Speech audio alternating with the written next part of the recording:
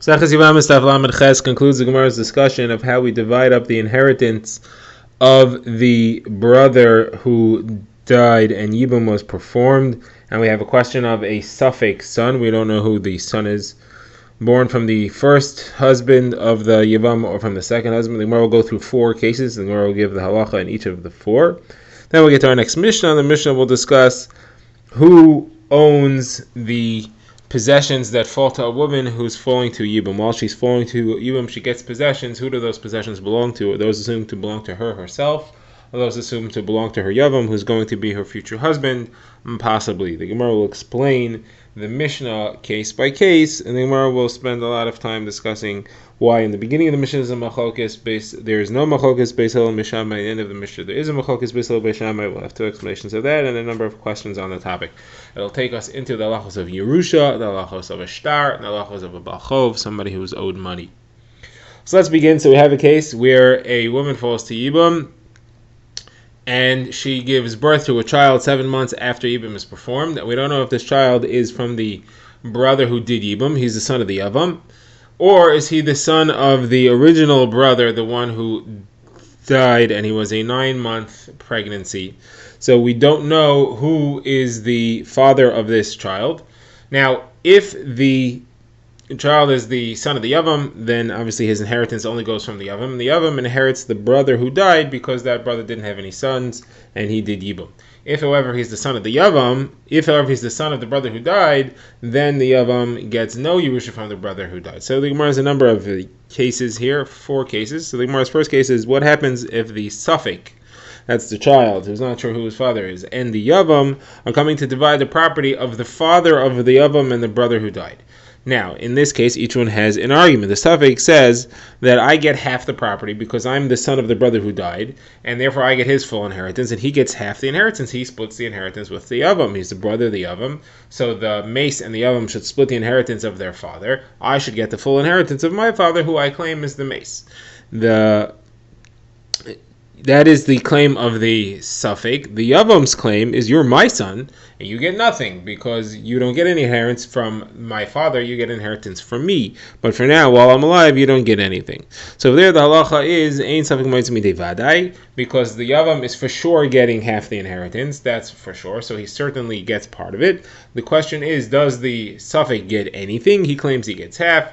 He has to come prove that he gets half. Until he can prove it, he will not get anything. There's always a rule. If you have one who for sure gets and one who's coming to take it away from him, the burden of proof is upon him.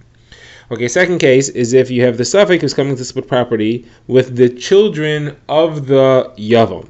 That is, the children who are the sons who may be his brothers. If he's the son of the Yavam, then they are his brothers. If not, then they are his cousins. What's the arguments here? So the suffix says I get half the property. I'm a son of my father. I'm a son of the brother who died. I'm a son of the mace. He gets half the property. We're splitting that of the father again. So he gets half the property, meaning to say as follows. The suffix and the Bnei Yavam are coming to divide the property of their father or grandfather. That is the father of the mace and the Yavam. So the suffix says, I get the inheritance of my father. I'm the son of the mace. I get his full inheritance, and therefore I get half. And the Bnei Yavam say, you are our brother, and therefore you get just a third of the property. There is no inheritance that goes other than through our father. Our father inherited from his brother. You are going to get a share along with all of us, just the same as everyone else here. So the situation here would be, the psak helps if we describe the property that's being divided as being a grand total of 6 coins. So there are 6 coins. So the suffix is saying I get 3 of them because I get half the property because I'm the son of my father who was the son of the grandfather.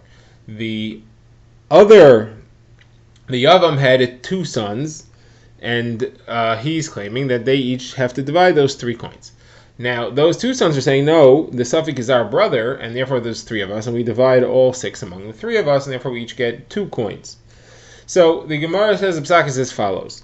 Everybody agrees that the Yavam gets 2 coins. Everybody agrees that the suffix gets 2 coins. He says he gets 3. They say he gets 2. Even according to their argument, he gets a third of the total. So they agree that he gets 2 coins. Now, as far as what they get, so the suffix agrees that they get between them a total of 3 coins, because he says he gets half the property. So they get half the property, so they get 3 coins. So 5 coins are accounted for. He gets 2, they get 3, that's clear. The question is what happens with the 6th coin. So that's a suffix, which we can't decide. So they'll split it. So the 6th coin should be split in half. So that's the psak in the second case. Now the Gemara has 2 cases with the same psak, and the psak in both of these will be that it's split it, because there is no way to figure it out. And that is if you have the grandfather, that's the father of the mace and the yavam, who's coming to split the property of the suffix together with the yavam. So again, the case is that you have the mace and the yavam who are brothers. The suffix is not sure which one of these two is his father, and then there's the father of both of them. What happened is that the suffix died before the yavam and the father. So here the arguments are as follows: the grandfather, who's the father of the suffix, who's the grandfather, who's the father of the yavam and the mace. So the grandfather says that the suffix is the son of the mace, and therefore, since he died without children, his inheritance goes to his father. His father also died without children, so his inheritance goes to me. The rule always is that if somebody doesn't have children, his Yerusha goes to his father, and if he doesn't have children, and if his father is not alive, it goes to his father's father. So then he's saying, I inherit my grandson. He's my grandson, and I get the full inheritance from him. The Yavam, however, says he's my son, and he died, and therefore I get the inheritance from him. They each say they get the full inheritance. There's no way of knowing, so they split it 50-50. The other case is if the grandfather and the suffix are coming to divide the property of the Yavam. In this case, the grandfather says that you are the son of the mace. He says to the suffix, you are the son of the mace. You're not related to the Yavam altogether, so therefore you get nothing, and I get the full inheritance from my son. The Yavam is for sure my son. I get the full inheritance. You're not his son. You don't get anything. In this case, the suffix wants to argue that he's the son of the Yavam, and therefore he says, I get the inheritance because he's my father, and I inherit before the grandfather. The son inherits before the father. The son of the nifter inherits before the father. Again, we have to split it. We don't have a psak, and the halach is yachlok. Okay, now the Gemara goes into the case. We introduce our next Mishnah. We go into a discussion of who owns the property that a woman receives while she is falling to Yibam. So in order to discuss this, we need a bit of an introduction as to how a woman's property works. So generally the rule is when a woman is married, her property belongs to her husband and he is responsible to feed her. So if she had property from before, then that property comes into the marriage. The husband gets full use of the property. She can't sell the property. The husband has control of it. If she'll get out of the marriage, she'll take the property with her when she leaves. That property is called nichsei muluk. She could also get an inheritance from her father while she's married, and that will go into the same arrangement.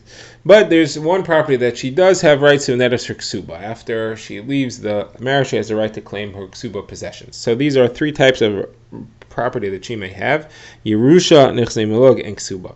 Now, if a woman's fully married, she has Eris and Nisuin and everything, then everybody agrees she cannot sell that property. Any of these things, the Yerusha, Nichsei Muluk, whatever she has, she cannot sell it. She doesn't have control of it. Her husband has control of it. If she goes ahead and she sells it, then she has to give it back. It is taken away from the purchaser because he bought the Brooklyn Bridge. He bought something from someone who doesn't have rights to sell it. Now, if she's in Arusa, if a woman is betrothed, she's engaged, she has Kedushin, but not Nesuin, here you have a machlokas between Beis Hillel and Beis Shammai. What is the halacha if she sells some of that property? Does that property go to the seller or not? So according to Beis Shammai, she fully owns the property. She has a right to sell it. She can lechatchila go and sell it, and then the buyer gets to keep it. According to Beis Hillel, she shouldn't go sell it, but if she does, we don't take it away from the buyer. She has the right to stay with it. Now, our case here is where a woman got property while she's falling to Yibam. If she's falling to Yibam, the Mishnah considers it to be a suffix if she is married or not. That is, her husband died without children. Now she's falling to Yibam. We don't know if she's going to end up being married to this man or not. We don't know if he's going to do Chalitza or Yibam. If she gets property, what is the status of that property? So it's a suffix. So the halachos of Nesua and Arusa we'll have to keep in mind. The Gemara has the Mishnah, which we begin now, has two cases. One case is where the woman inherits a property and she's alive. And then what happens with her property after she dies, if she dies before she gets Yibum. So while she's alive, so the Mishnah rules that Beis Hillel and Beis Shammai both agree that she's allowed to sell it. She's allowed to sell it, and the buyer keeps it, and there's no problem. It's considered to be hers.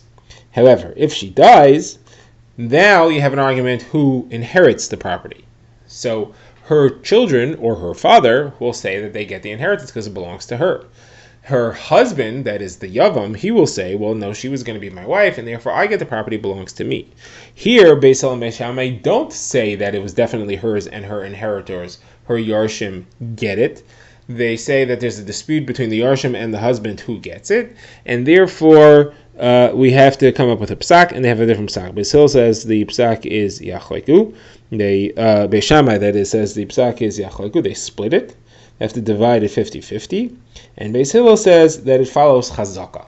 And whoever was the original owner gets to hold on to it. And that is as follows. The Nichsei Mulog are assumed to have belonged to her originally. It was her property from before, or property that she inherited. So that goes to her inheritors. The husband is trying to get it away from them, and he can't. The ksuba, however, that's the husband's property.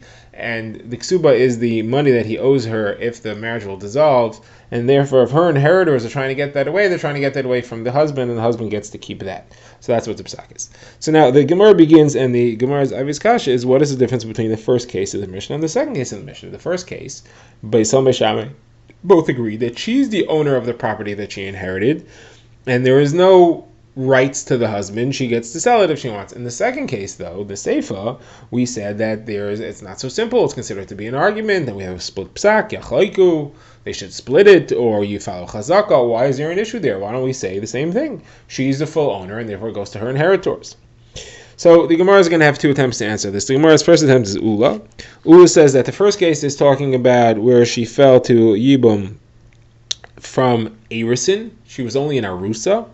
And therefore, since she was only in Arusa, Beis Hillel and Beis Shammai both agree that she owned it and was fully hers. That is, Beis Shammai holds that she's even allowed to sell, even if she's a real Arusa, she's allowed to sell it, it's fully hers. So if she's falling to Yibum from an Arusa, so at most, she's possibly going to be a Yibum from an Arusa, that's not even considered a full Arusa, she for sure owns it, she's allowed to sell it.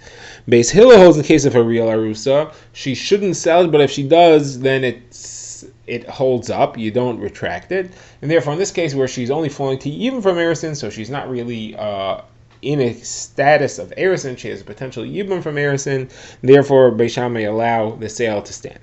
That's the first case. The second case is talking about where she fell to Yibum from Nesuin.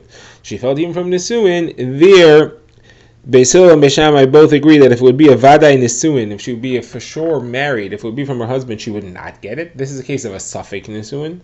It's a Safek marriage because she fell to Yibum. We don't know if she's ever going to end up doing Yibum here. So it's a Safek. And therefore you have different psakim. Beis Shammai says you split it in a case where there's a Safek. And Beis Hillel says you follow Chazaka. That's the difference in how they work things out. That's Ula's psak. That's Ula's explanation of the difference between the Reisha and the Seifa. Now the Gemara is a kasha, and that's Rabbah. Rabbah says, according to this, why is the Seifa changed to be the case where the woman died and it's their inheritors who are arguing? Why do we have to change the case? The first case, the reason that the psak is that she fully owns it is because she's min ha-nesuin, and in the second case is because it's min ha-erisin, and in the second case the reason that there's a discussion is because it's min ha-nesuin. So just say the Reisha is min ha-erisin and the Seifa is min ha-nesuin.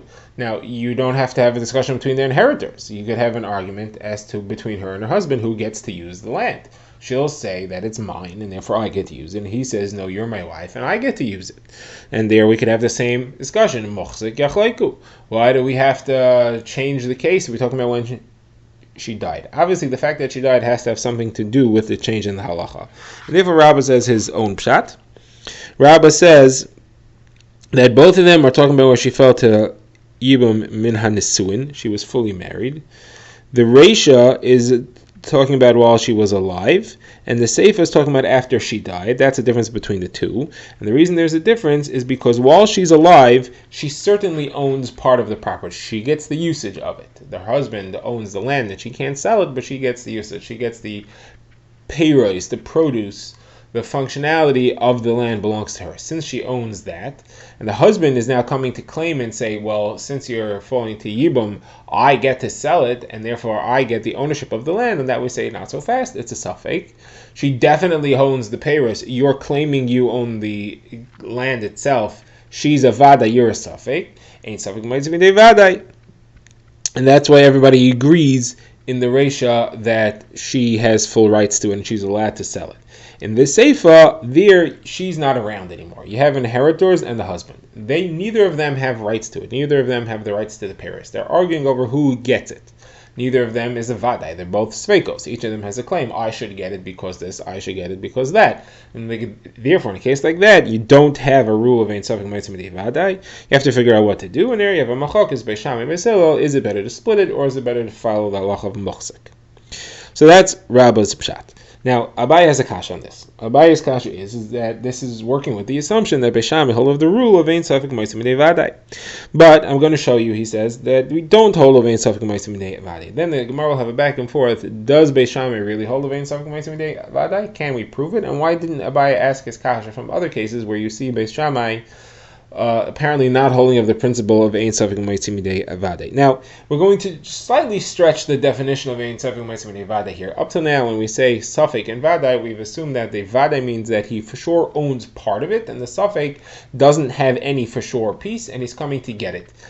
Now we're going to use safek and vadai. Not necessarily does the vadai get to keep anything for sure, but the starting position is that he owns it, and the safek is coming to say, well, I should get some of it. Meaning it for sure went to the vadai, and the safek is coming to have a claim to take it away from him. That's how we're going to use it here. More like a mochsek than a vadai, but the Gemara calls it a safek and a vadai here.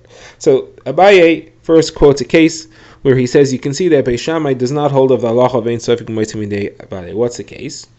So we're going away from Yibum now. We're going to a father and a son who are both in a house. The house collapsed. They both died. We don't know who died first. Whoever died second inherited from the one who died first. Now, the son had people that he owed money to. He had a bal chov, people who wanted to collect money from him. The father had other inheritors. So now you have an argument between this Baal Chov and the inheritors of the father. The inheritors of the father say the son died first, the father inherited from him, and therefore the possessions all belong to the father. The Baal Chov of the son gets nothing, and we get the inheritance from the father. The Baal Chov says no, the father died first, and therefore the son inherited from the father, and I get to collect property from the son because he owes me money. Now in this case, the Gemara says the inheritors are considered to be the vadai because the inheritance definitely goes to the inheritors. At some point it has to go to the inheritors. Even if the father died first and the son inherited it, that inheritance then goes back to the father who's gone and then to his inheritors. If that's really what happened, then the Baal Chov has a claim because he could say, hey, I should get my piece here because you inherited from property which is mortgaged to me. But it doesn't go to him right away. He has to come take it away from the inheritors of the son and therefore of the father. So that he's coming to take it away. So they're considered to be a vadai. Vadai has a pathway of Yerusha, and there he's coming to say that it should also have a Baal Chov. Now, in this case, Beis Shammai does not paskin that ein safek meitzim vadai. Instead, we have the same discussion where Beis Shammai says yachlaku and Mesil says follow chazaka. So how can you tell me? He says Abaye that Beis Shammai holds ein safek meitzim vadai is the rule. So Gemara says this is different. Beis Shammai holds that a shtar, if somebody's owed money with a contract, it's considered like it's paid and collected already. So it's not like the Baal Chov who's coming to collect has to take it away from the Yorshim. The Yorshim didn't get it and then he's coming to collect from them.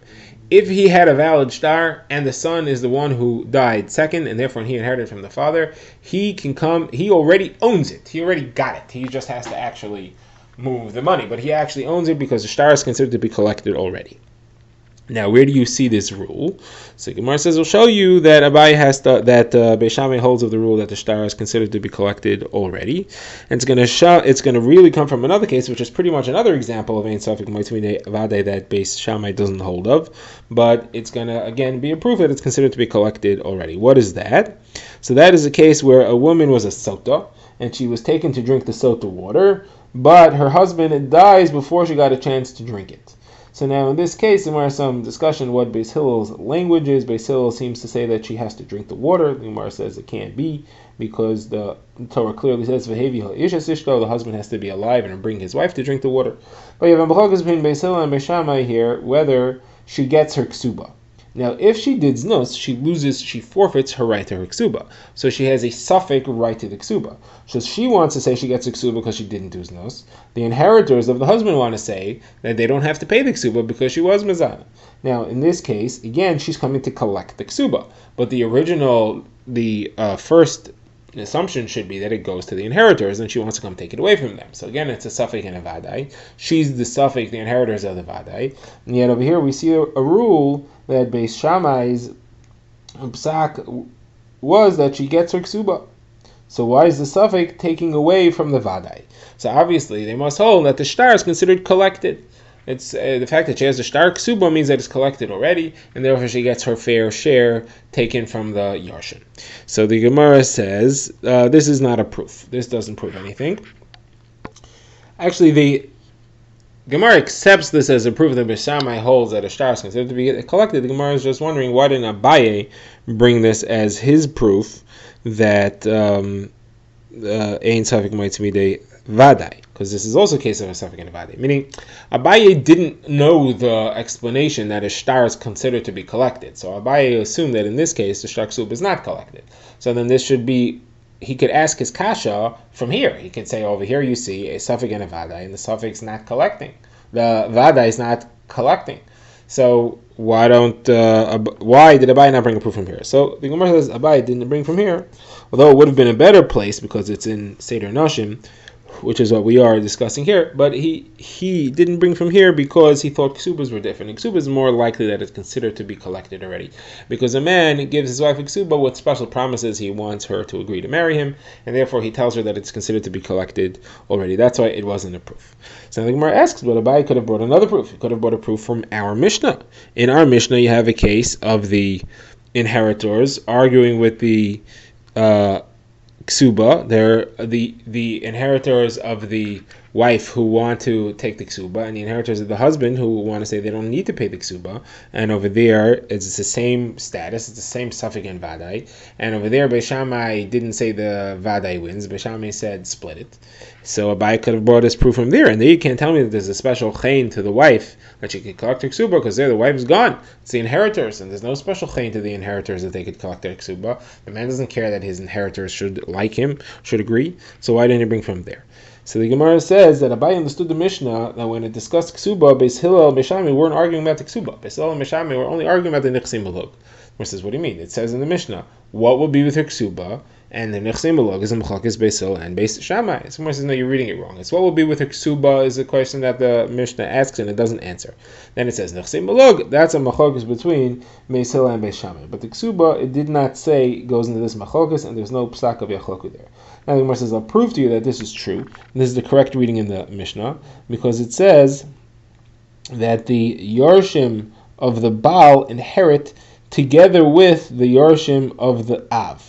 That means that the Yarshim of the Av have real rights, and the Baal is coming to take away. That you can't say about the Ksuba. You can only say that about the property. The property, the Nichsim Malog, belongs to the Av, and the Baal is coming to take those away. But the Ksuba, that starts out by the Baal, and the Yarshim of the Av are coming to take that away. Therefore, we must be referring only to the Nichsim Malog there, and not referring to the Ksuba.